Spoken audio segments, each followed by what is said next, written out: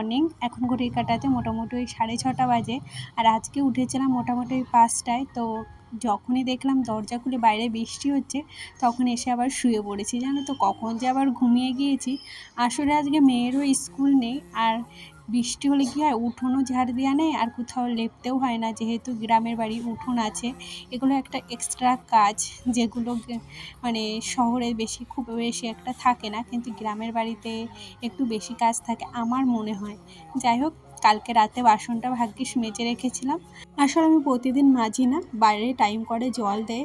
তো সকালে সব কিছু নিয়ে আমার মনে হয় বেসিনে মাজার থেকে বাইরে না আমি বেশ ভালোভাবে বসে সুন্দর করে সেগুলোকে মাজতে পারি। তবে হ্যাঁ, সব দিন তো হয় না, তবে মেয়ের স্কুল থাকলে বেশিরভাগ দিন আমি রাতেই মেজে রাখি, যেহেতু সকালবেলা আমার টাইম হয় না। আর কি বলো তো, যেটাই অভ্যস্ত, মানে আমরা সবসময় গ্রামের মানুষ খোলামেলা জায়গায় বেশি অভ্যস্ত, মানে অল্প জায়গায় আমাদের পোষায় না। এটাই হলো মেন কথা। আমার মনে হয় একটু বেশি জায়গা হলে আমার বেশি ভালো লাগে। যাই হোক, এই দেখো, সকালে মানে বাসনগুলো কালকে রাতে মানে ধুয়েছিলাম, সেগুলো আর গামলাটা খুঁজে পাচ্ছিলাম না বলে আর জানো তো রাখা হয়নি। গামলাটা যদি পেয়ে যেতাম না, তাহলে এই যে এইখানে আর মোছামুছি করতে হয় না। আর ওই কোনো মতো বাসনগুলো মেজে আমি কালকে রাতে শুয়ে পড়েছিলাম। তারপরে এই যে এইখানে রাখলে কি হয়, এখানে পরিষ্কার করতে ভারী মুশকিল, মানে অনেকটা জল এইখানে পড়ে থাকে। আর যদি গামলায় রাখি না, সব জলটা গামলাই মানে থেকে যায়, তাহলে আর সমস্যা হয় না। ওই বাসনগুলো জায়গা মতো রেখে, আর আজকে যখন বৃষ্টি পড়ছে ভাবছি একবারেই স্নান করে নেব, কেননা বৃষ্টি তো সারাদিনে মনে হচ্ছে না দেখে কমবে। আর কি বলো তো, আর এইখানে মুছতে আমার ভারী সমস্যা হয়। তবে হ্যাঁ, কিছুদিন বাদে ঠিকঠাক করব, মানে টাইলস কিংবা মার্বেল বসাবো, তখন আর সমস্যা হবে না। ইচ্ছা আছে পুজোর পর বসাবো, কেননা আমার একটা যেহেতু বিজনেস আছে, সেখানে আমার অনেকগুলো টাকা লাগবে, সামনে পুজো। তো সেখানে মাল তোলার একটা ব্যাপার আছে, 5-6 লাখ টাকা তো লাগেই মাল তুলতে। তো তার জন্য এখন আর ঘরে হাত দিচ্ছি না, ভাবছি কদিন বাদেই একেবারে হাত দেবো আর কি। যাই হোক, দেখছি টুপটাপ বৃষ্টি পড়েই যাচ্ছে। আর কি বলতো, সকালবেলা না আজকে চাটাও খাইনি, এই যে স্নান টান করে একেবারে চলে এসেছি, আর পুজোও সারা হয়ে গেছে। আমার মনে হয় সব থেকে বড় কাজ স্নান করা আর পুজো দেওয়া, এই দুটো কাজ যদি সকাল সকাল হয়ে যায় অনেকটা রিল্যাক্স ফিল হয়। আর একটু ভাবলাম মাথায় তেল নিই, আমি তেল ছাড়া একদম থাকতে পারি না। আর এই তেলটা হলো আমি নিজেই ঘরে বানিয়েছি। তবে হ্যাঁ, কী উপকার আমি ঠিক বুঝতে পারছি না, কিছুদিন না গেলে যদিও বুঝতে পারবো না।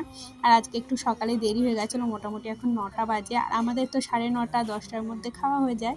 তাই খিদে পেয়ে গেছিলো আর কি আমার বরের। আর আমাকে যে কত কথা বলছে, কি কাজ করো, ঘুম থেকে উঠে কি করলে, এতটা বেলা করলে, মানে খুচরো কাজের কোনো দাম হয় না বলে না, না ঠিক সেরকমটাই।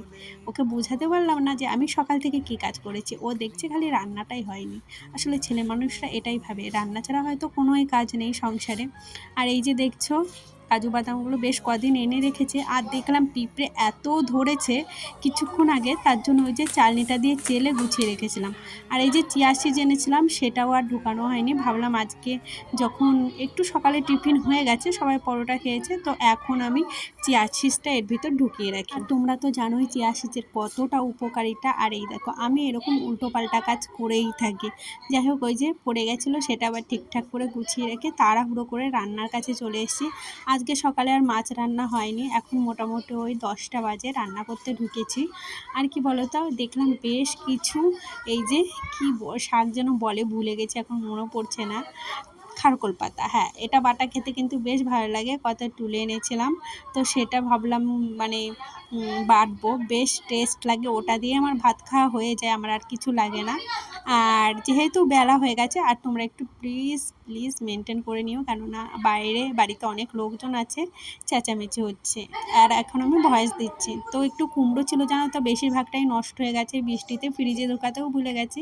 তাই ভাবলাম অল্প একটুই হোক তবুও ভেজে ফেলি, যেটুকু রয়েছে নষ্ট তো আর হবে না। আর এই যে আমি বেটেই রান্না করি, মিক্সির মশলা খুব কম দিই জানো তো।